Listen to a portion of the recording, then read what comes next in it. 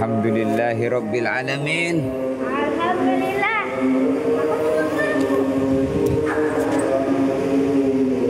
Apa kabar?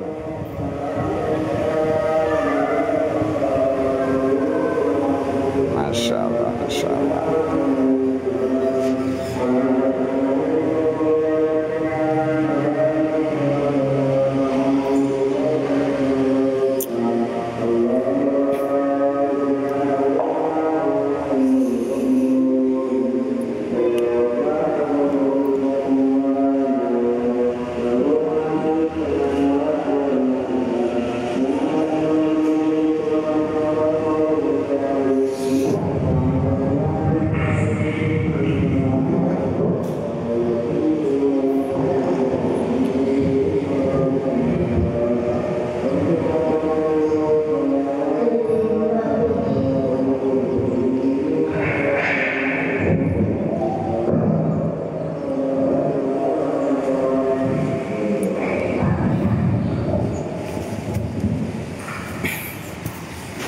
Nikmatani maghbunun katsirun minan nas. Ada dua nikmat di mana kebanyakan orang tertipu, dianggapnya dua nikmat ini bukan bagian daripada nikmat. As-sihhatu wal faragh. Yang pertama nikmat kesehatan, wal faragh. Yang kedua nikmat kesempatan. Alhamdulillah kondisi kita sehat walafiat. Semoga kesehatan ini selalu menjadi wasilah kuatnya, diberi kekuatan untuk mengerjakan dan beraktivitas amal-amal ketaatan sebagai usaha kita menjadi orang yang selalu menjadi orang yang bertambah amal baik.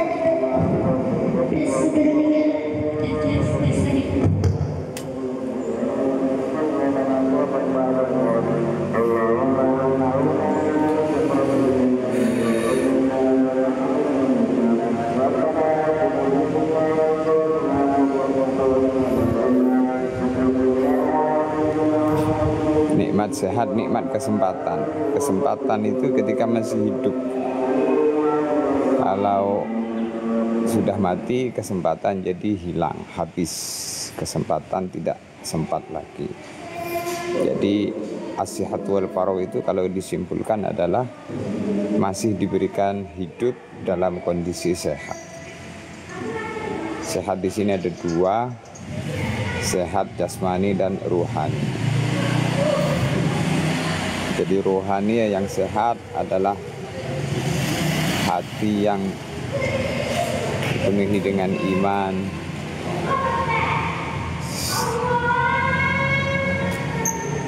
jasmani yang sehat, matanya sehat, telinganya sehat, tangannya sehat, kakinya sehat, sehingga bisa beraktivitas sempurna tanpa ada gangguan. Fala haula wala quwata illa billah. Maka untuk itu butuh pertolongan Allah. Mudah-mudahan Allah Subhanahu wa taala selalu menolong kita.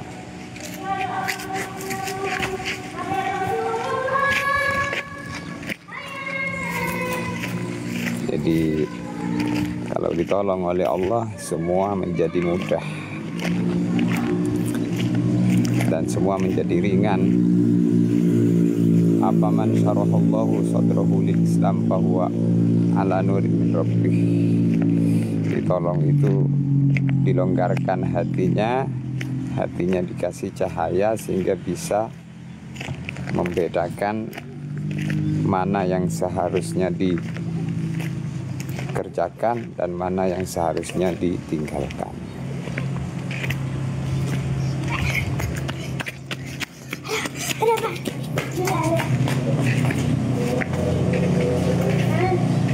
Alhamdulillah.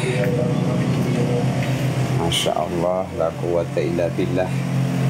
Ketika ada azan berkumandang hayya 'alas shalah, mari menuju sholat.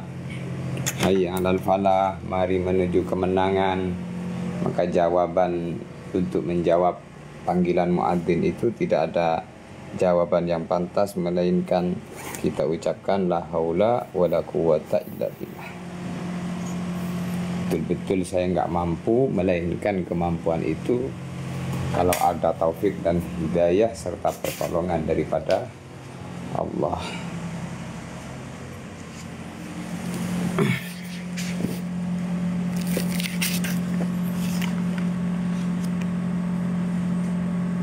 Alhamdulillahirabbil alamin. Untuk itu kita niatkan kesempatan ini, kesehatan ini untuk selalu beraktivitas yang diridhai Allah.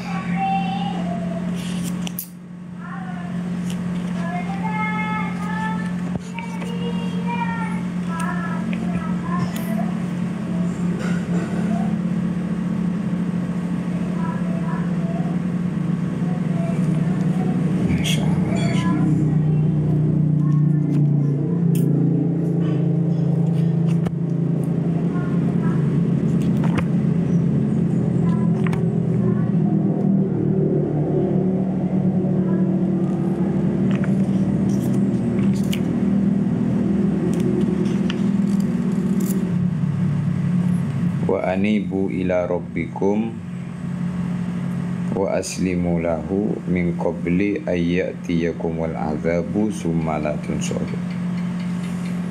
Wa anibu ila rabbikum, dan kembalilah kalian semua kepada Tuhan kalian. Wa aslimu, dan berserah dirilah kepada Tuhan kalian. Min qabli ayyatiyakumul azabu, sebelum azab mendatangi kalian. Summa la tunsurun, kemudian kalian tidak ditolong, tidak mendapatkan pertolongan. Jadi inabah itu maknanya kembali kepada Allah dengan jalan pasrah dan taubat sebelum datang azab. Ketika datang azab, maka kesempatan taubat sudah tidak ada lagi, yaitu ketika ajal mendatangi kita. Maka bertaubat, watubu ilallah. Innallaha yaqbalu taubatal abdi malam yuwarwir. Sesungguhnya Allah akan selalu menerima taubat hambanya malam yuwarwir, selama hamba nyawanya belum sampai di tenggorokan. Kalau nyawa sudah sampai di tenggorokan, maka tetesan air mata darah pun tidak akan bisa untuk menghilangkan kesedihan.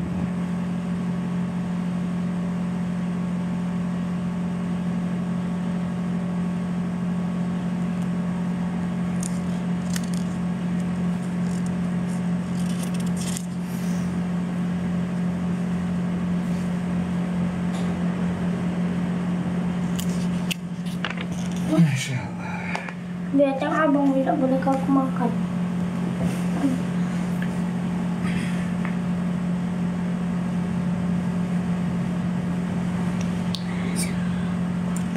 La ilaha illallah.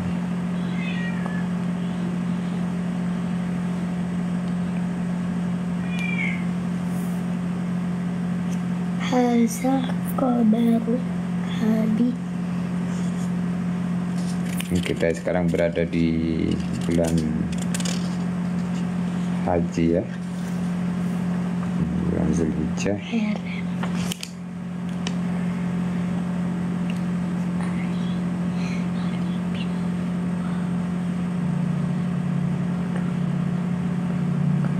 Diceritakan ada seorang wali Allah namanya Zunnun al-Misri. Zunnun al-Misri bercerita pada suatu hari beliau melihat seorang pemuda sedang rukuk dan sujud di depan Ka'bah. Sujud dan rukuk beberapa kali depan Ka'bah. Maka Zunnun al-Misri tadi bertanya kepada pemuda tadi, "Wahai pemuda, Aku melihat kamu terus-menerus melakukan sholat. Maka pemuda tadi menjawab, aku menunggu izin dari Allah untuk pulang kampung. Aku menunggu izin dari Allah untuk pulang kampung. Kemudian kata Syekh Tunun, kemudian aku melihat secari kertas melayang dari atas dan jatuh di dekatnya. Jadi ketika pemuda tadi ditanya, kamu kok ngapo sholat terus depan Ka'bah? Syekh Tunun Al-Misri tanya begitu, maka pemuda tadi menjawab, aku menunggu izin dari Tuanku untuk pulang Ka'bah, untuk pulang kampung. Setelah itu tiba-tiba ada kertas dari langit turun, kertas dari atas turun, jatuh di dekatnya pemuda tadi.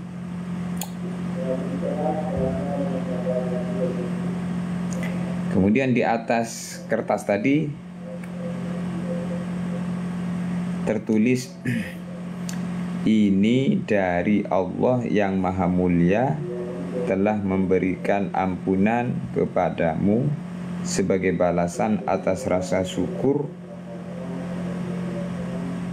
Pulanglah, dosa-dosamu yang dulu dan yang akan datang telah diampuni. Jadi rohaniahnya orang-orang dulu itu, kedekatannya dengan Allah itu begitu dahsyat.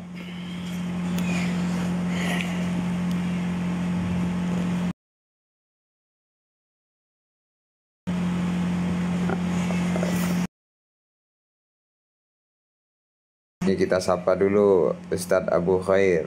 Ini ada Yusuf dan Khalisah. Assalamualaikum Ustadz, orang Madura kah?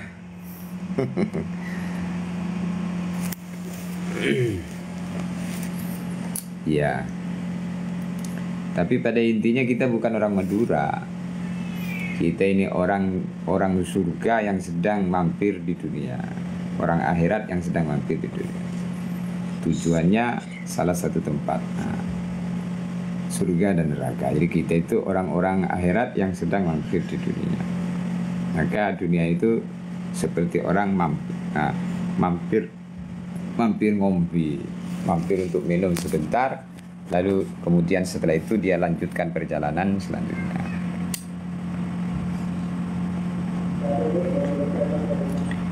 Ustadz, ada nggak sesuatu yang bisa saya lakukan untuk persiapan pertandingan Ustadz? Maksudnya apa ini?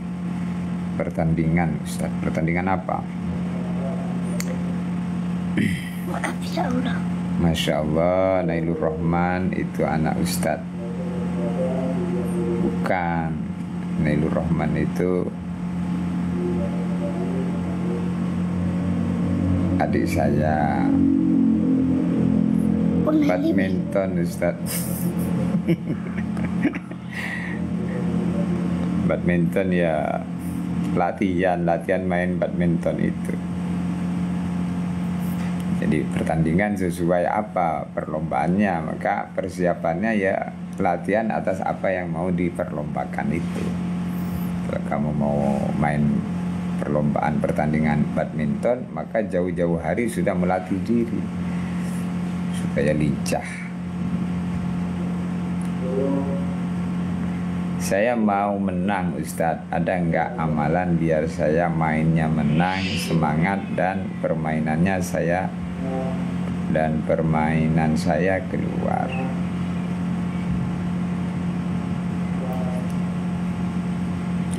Ya, doa, kamu doa sama Allah biar dimenangkan. Di antara doanya, Robbi ini maghlubun fantasir. Robbi ini maghlubun fantasir. Ya Allah, saya dikalahkan, tolong supaya menang. Itu amalannya, banyak baca itu. Robbi ini maghlubun fantasir. Di antara amalannya gitu. Alhamdulillah. Ayo silakan. Jadi amalannya diantaranya Robbi ini maghlubun bantasir. Amalkan sungguh-sungguh. Kemudian itu bentuk ikhtiar kamu doa. Nah, umpama nanti nggak sesuai harapan, jangan kau menyalahkan Allah. Amalannya nggak mujarab, jangan. Kamu menang ataupun kalah itu kamu serahkan sama Allah. Yang penting kamu sudah ikhtiar. Ikhtiarnya dua, ikhtiar zahir, ikhtiar batin. Di antara ikhtiar zahirnya, badminton kamu latihan terus sampai dicah sambil berdoa. Ikhtiar batinnya misalnya ini maghlubun bantasir. Kok kalah, kamu nggak rugi, kamu tetap dapat pahala.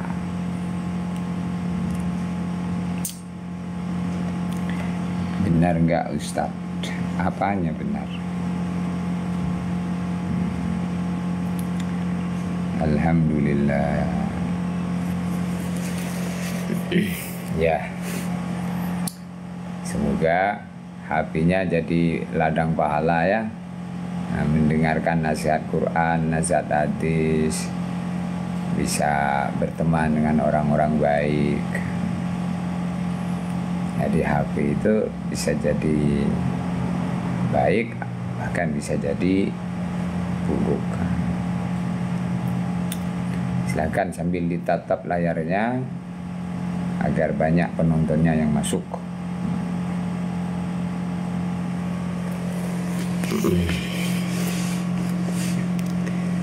La ilaha illallah Muhammad Rasulullah.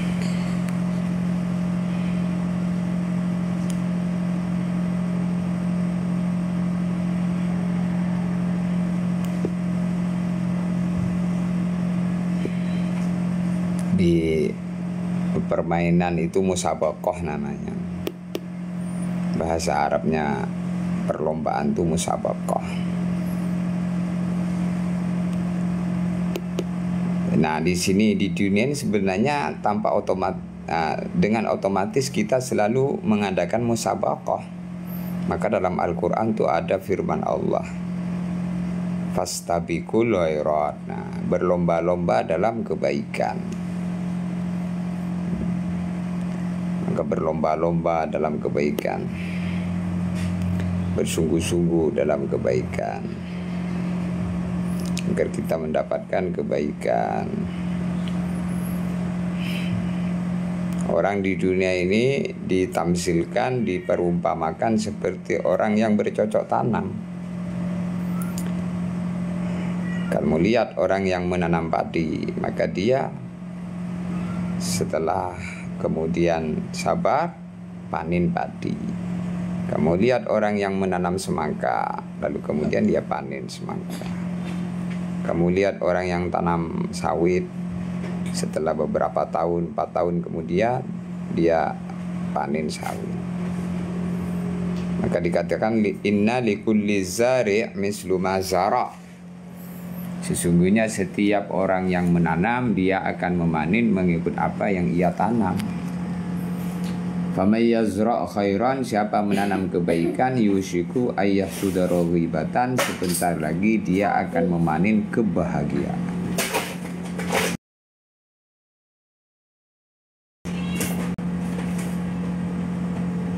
Wa may yazra'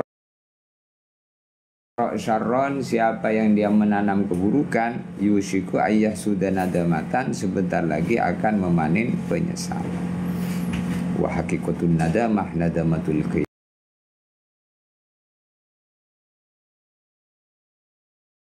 Wa haqiqatun nadamah nadamatul qiyam adalah menyesal nanti di hari kiamat. Jadi sebagaimana kamu melihat orang itu memanen sesuai apa yang ia tanam. Orang manen padi karena nanam padi. Tidak mungkin orang nanam rumput akan panen padi. Begitu juga kalau kita ini mau panen di hari kiamat nanti dengan panen-panen yang menggembirakan, maka tanam sholat, nanti akan panen hasilnya sholat, yaitu ridho Allah. Karena bentuk melaksanakan perintah dan menjauhi larangan ini adalah ketundukan, kepatuhan. Jadi kalau kita mau manen kebahagiaan, maka tanam kebaikan. Kalau kita ini mau nanam keburukan, terus pengen panen kebahagiaan, ini tidak mengikuti jalan syariat. Dia nanam rumput tapi pengen panen padi, yang keliru.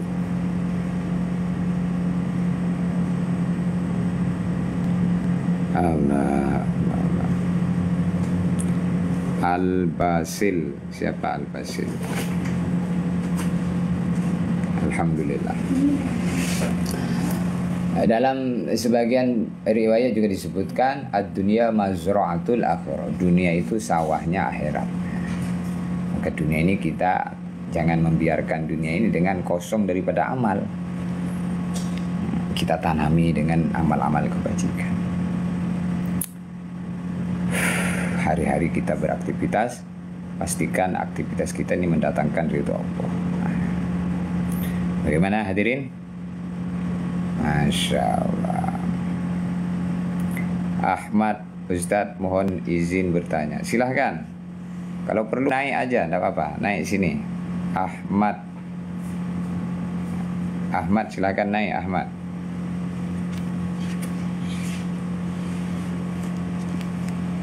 Al-Basil siapa Al-Basil? Ahmad belum follow apa? Belum menyukai live-nya. Silakan naik. Masya Allah. Lihat live sini. Holil lihat live sini. Al-Basil, siapa Al-Basil? Keren Ustaz. Tidak ada yang keren itu kalau bisa taat, nah keren. Alhamdulillah. Alhamdulillah. Ya. Mana Ahmad? Silakan Ahmad.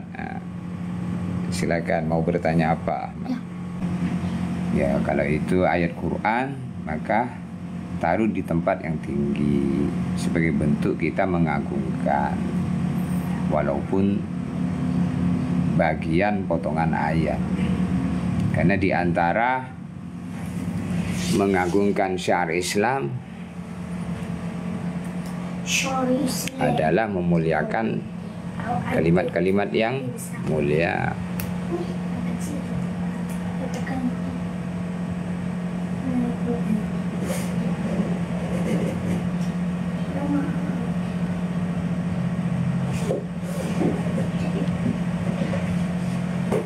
Fa'innaha min taqwal qulub.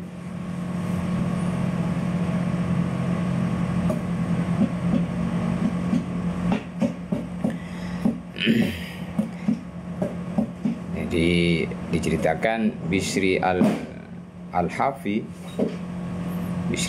itu suatu hari berjalan menemukan secari kertas di comberan, bertuliskan Bismillahirrahmanirrahim. Maka secari kertas tadi berada di tempat kotor, tulisannya kalimat mulia, kalimat Allah. Maka dia ambil kertas tadi, dia sucikan, kemudian dikeringkan. Setelah dikeringkan, dia meletakkannya di tempat yang tinggi. Malamnya dia mimpi, karena kamu memuliakan nama-nama Allah, maka mulai hari ini Allah memuliakan kamu. Karena kamu mengharumkan nama Allah, maka mulai hari ini Allah mengharumkan nama Allah. Maka bangun tidur langsung jadi wali. Jadi agama itu harus diagungkan. Syekh Abdul Wahab Asy-Sya'rani diceritakan suatu hari kakinya menginjak tasbih tanpa sengaja. Menginjak tasbih tanpa sengaja. Maka beliau menangis, takut-takut dimurkai Allah karena menginjak perkara yang menjadikan dirinya dekat kepada Allah, tasbih. Jadi perasaan orang baik itu merasa keliru, merasa dosa ketika meremehkan, itu bukan ada bentuk meremehkan, apalagi ada bentuk meremehkan. bentuk meremehkan, masya Allah bisa masuk kepada kekufuran. Jadi tulisan inna ma'al usri yusra itu bagian daripada ayat, maka jangan taruh di bawah, taruh di atas dengan niat mengambil barokahnya Al-Quran, tempel di mobil tapi taruh di tempat yang tinggi. Wa may yu'azzim sya'airallah fa innaha min taqwal qulub. Wa man, dan barang siapa yu'azzim mengagungkan sya'airallah, syiar-syiar Allah, fa innaha min taqwal qulub, maka itu bagian daripada takwanya hati. Jadi takwanya hati, hati yang takwa itu mengagungkan agama. Kalau meremehkan agama, ini tanda-tanda hatinya tidak ada takwa.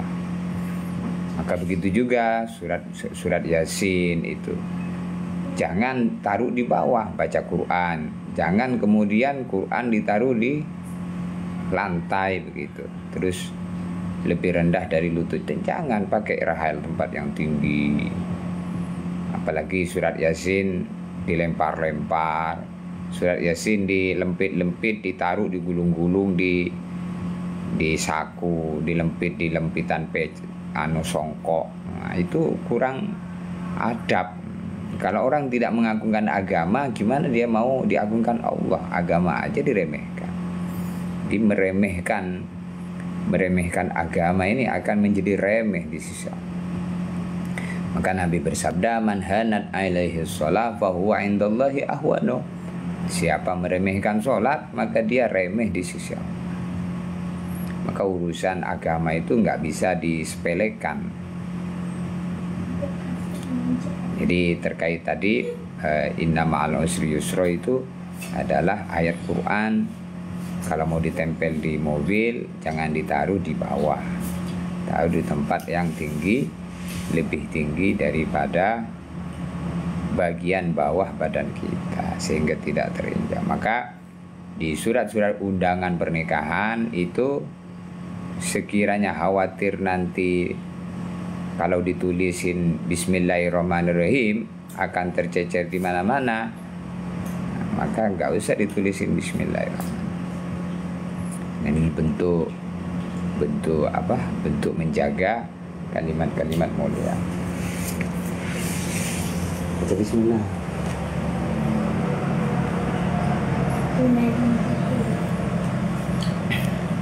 Ya, gimana Saudara Ahmad? Ya. Bisa dipahami insyaallah? Ya.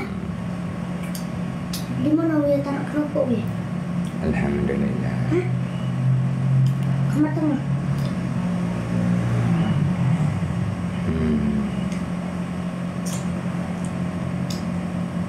Jadi kita selalu diuji oleh Allah dengan sikap-sikap kita, sikap-sikap yang harus kita muliakan, maka muliakan. Anzilin nas manazilahum, tempatkan manusia pada tempatnya. Al-Quran ditaruh tempat tinggi, Al-Quran, kitab-kitab agama. Masih banyak orang mengaji, Qurannya ditaruh di lantai. Itu dia tidak memuliakan namanya. Bahkan disebutkan termasuk yang dilarang tidak boleh adalah meludahi Quran untuk membolak-balik Quran. Jadi tidak boleh Quran itu ketika kita membuka lembaran-lembaran Quran, kemudian jari kita membasahinya dengan ludah, kemudian menyentuh Quran. Itu saja dibahas oleh para ulama, nggak boleh begitu. Insyaallah Ustaz alhamdulillah mengerti, jazakumullah khairan atas jawabannya. Ya, sama-sama, semoga penjelasannya bisa dipahami oleh yang lain juga. Inilah pentingnya dialog dan tanya jawab. Yang tanya satu tapi yang mendapatkan banyak orang. Ya, silakan. Ada lagi yang mau tanya?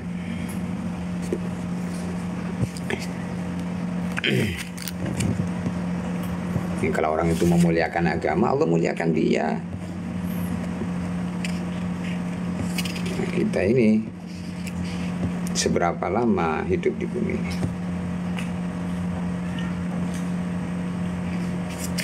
60-70 tahun saja. Di situ kita akan pergi meninggalkan dunia ini.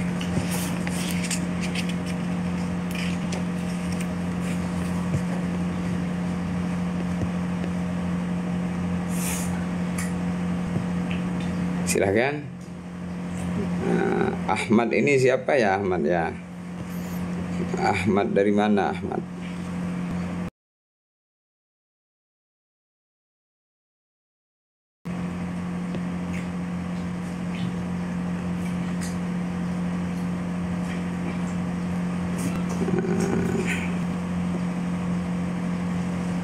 Alhamdulillah. Saya dari Sekayu, oh Sekayu.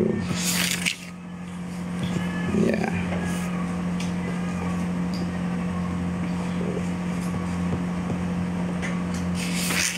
Alhamdulillah. Wa may yu'azzim sya'airallah fa innaha min taqwal qulub. Siapa yang mengagungkan syiar-syiar Allah, maka pengagungan itu bagian daripada takwanya hati.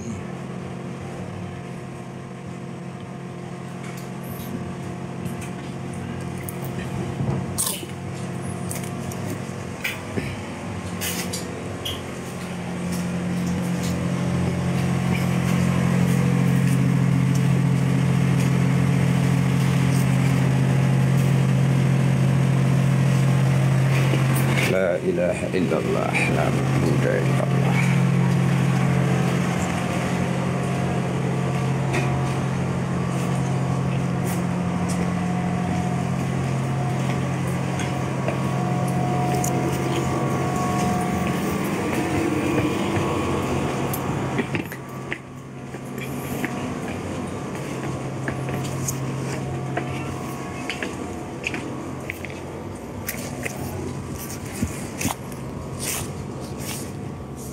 Gimana Ustaz Khair, Abu Khair?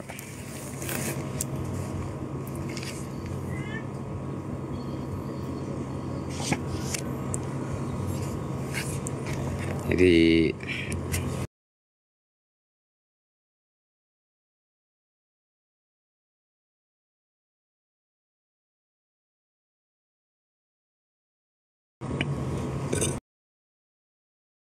makan.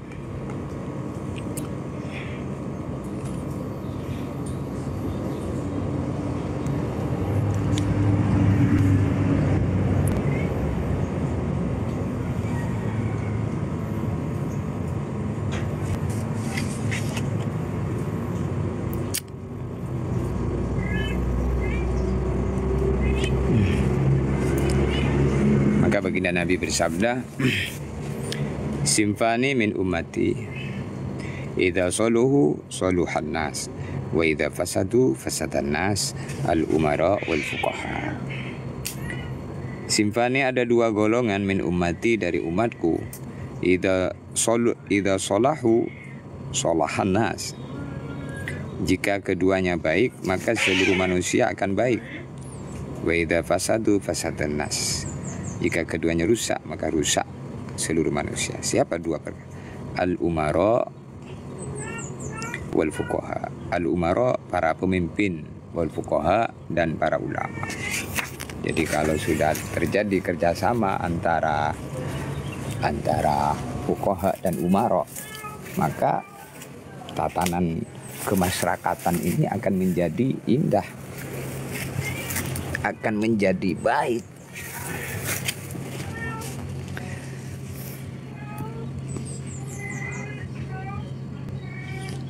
Assalamualaikum, ini Ustaz Soleh bukan ya? Iya, ini saya ini. Ustaz Soleh Al-Maduri.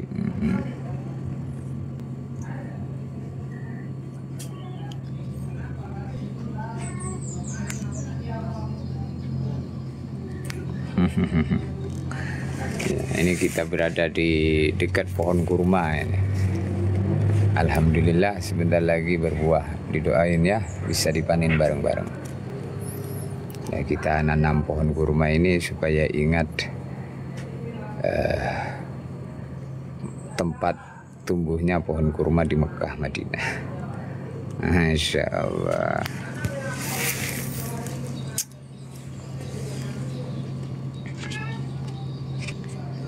Maka antara umarok dan fuqaha ini pilar-pilar agama, bagian daripada pilar agama adalah umarok, para pemimpin, dan fuqaha, para ulama. Bila terjadi kerjasama yang baik di antara keduanya, maka umatnya akan baik. Maka umarok harus mencintai ulama, ulama harus mencintai umarok.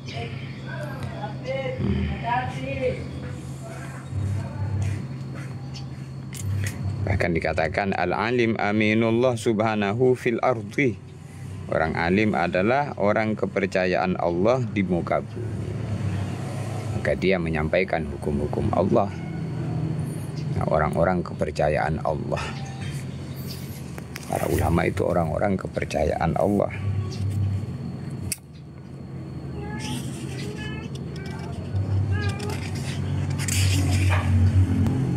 Ya Allah, ya Allah, ya Allah.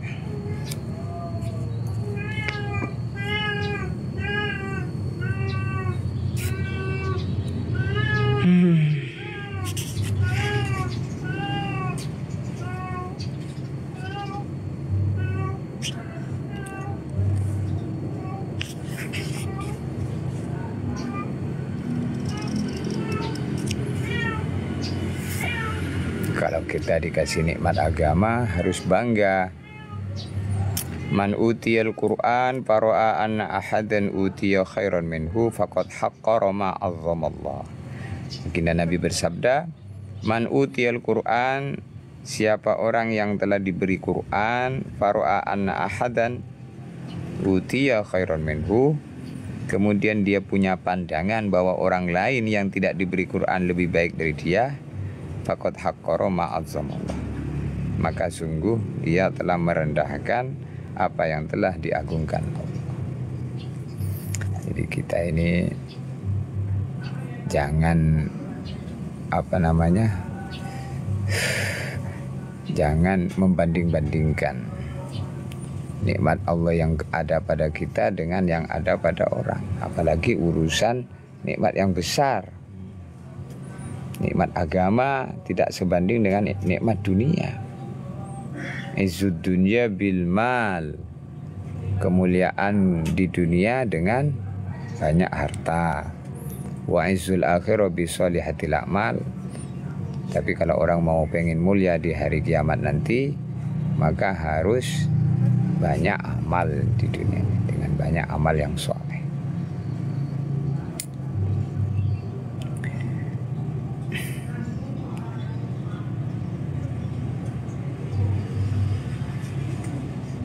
Alhamdulillah man utiyal Qur'an, ya, faro'a anna ahadan utiya khairan minhu faqad haqqara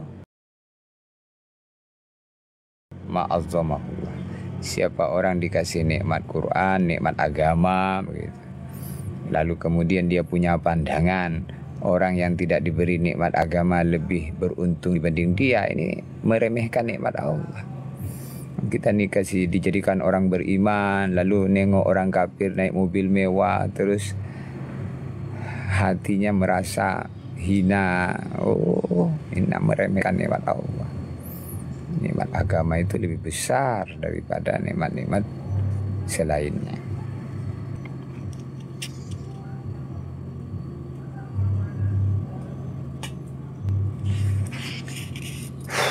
Rabbana atina fid dunya hasanah wa fil akhirati hasanah wa qina adzabannar. Semoga kita diberi kebaikan di dunia, kebaikan di akhirat, dan dijaga dari siksa api neraka. Ya Allah. Maka hasanah di dunia itu apa? Al-Imam Hasan Al-Basri rahmatullah alaihi, beliau menjelaskan apa itu hasanah. Kata beliau, sesungguhnya hasanah di dunia tidak lain adalah ilmu dan ibadah.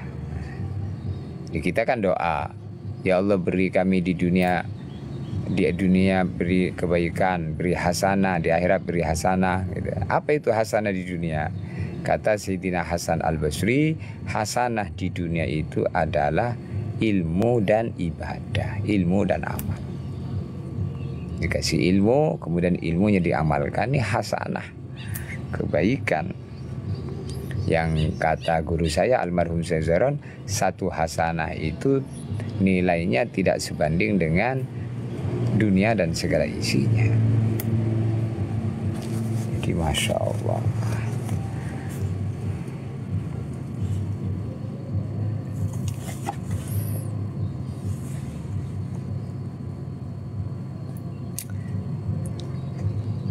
Ada seseorang bertanya kepada ahli hikmah tentang apa itu hasanah. Apa itu hasanahnya? Sehingga dijawab oleh Sayyidina Hasan, hasanah itu adalah ilmu dan ibadah. Maka apa itu ilmu? Apa itu yang dimaksud dengan ilmu? Maka ada yang menjelaskan, ilmu itu segala apa yang datang berupa penjelasan dari Allah dan Rasulnya, baginda Nabi Muhammad SAW. Itulah ilmu.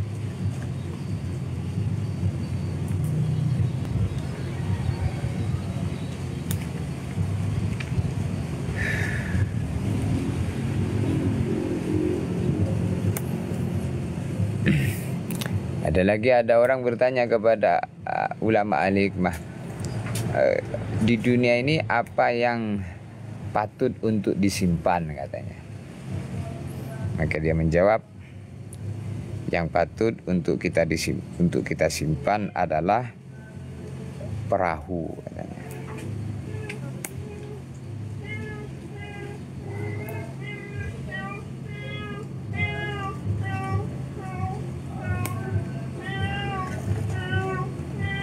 Karena perahu itu bisa disiapkan untuk selamat dari banjir. Nah, itulah perumpamaan perahu itu adalah ilmu.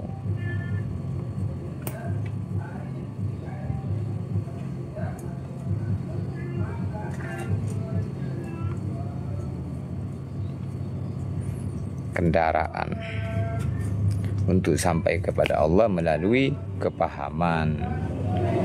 Kalau orang beribadah tanpa ilmu, maka ibadahnya tertolak.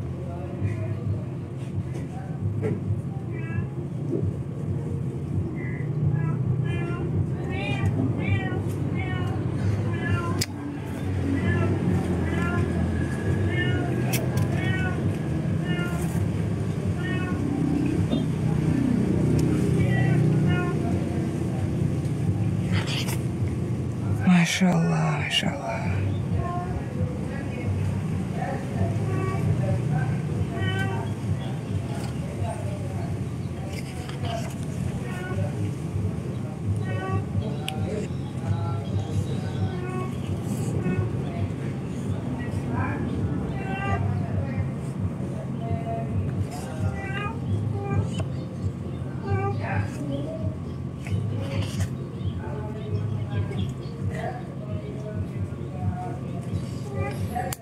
Kata Imam Malik mengatakan, ilmu adalah cahaya.